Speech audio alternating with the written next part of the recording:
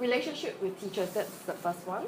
Positive aspects, most important thing to them usually, obviously, will be whether the teachers take time to engage the students, and how approachable they are, personable, nice, cheerful, caring, understanding, patient, kind, inspiring, motivating, and encouraging.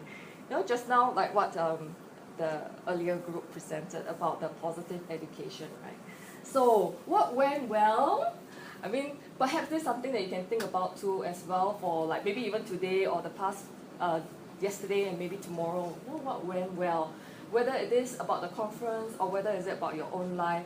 If that says we are kind of like very negative, I think we tend to be a little bit more negative in our perspective and criticize a lot or complain a lot. But imagine supposing we have a lot more positive kind of things that we talk to one another or we even think about it or feel about it. I think it really changes the perspective about how we interact with one another. So the things to be improved, but getting to know the students better, you see how it correlates, right? They are happy when the teachers take time to talk to them and so on, but if they don't, then they are a bit upset about that. And the sensitivity, being reasonable or less judgmental and critical, to be more communicative and responsive, and to be more engaged during the lessons, and of course more friendly. So a lot of the these little adjectives come out of here as well. So 2 slides for this. You probably know this already, so it's kind of like a little bit of a refresher what I think about the relationship with the teachers. In a way, if supposing you do have your own children, maybe it's a little bit easier, but if you don't, it doesn't matter as well, because we have interactions with, I mean, this is why you are the field, I assume, right?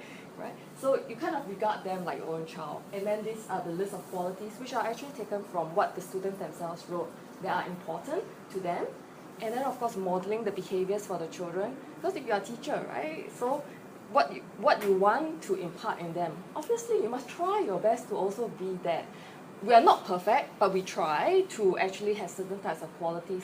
So in a way, it is also reflecting on ourselves as well when we work with the children. And I think that can be helpful for them too, because they can learn to see, oh, there are some times when the teachers do have certain things that they are not so good at, but the teacher is making an effort. And that says a lot. And I think it is role modeling in that way as well, that you are trying to do your part, and then they learn from that, and they will try to do that part too.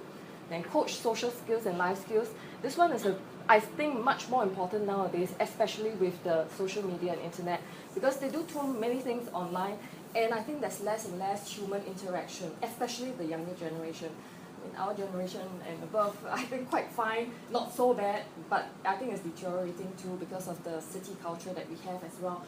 But I think for the younger generation, more of that needs to be done. They don't necessarily know how to communicate as much face-to-face anymore. A lot of things are through social media stuff.